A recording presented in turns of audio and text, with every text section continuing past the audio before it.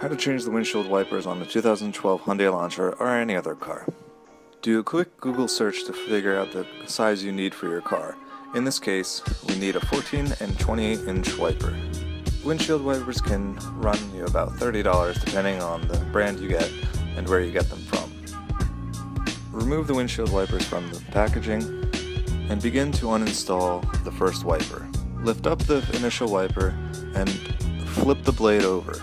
You will notice there's a plastic clip which will release the windshield wiper from the metal arm.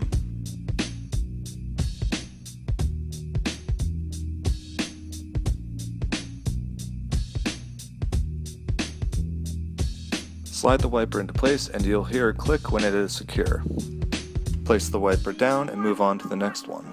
The process will be the same here. You can see the windshield wiper has gone bad on this side, but it's good measure to replace both of them so that they both work properly. Repeat the same steps as before and put the wiper back down. You have successfully installed both wipers at this point.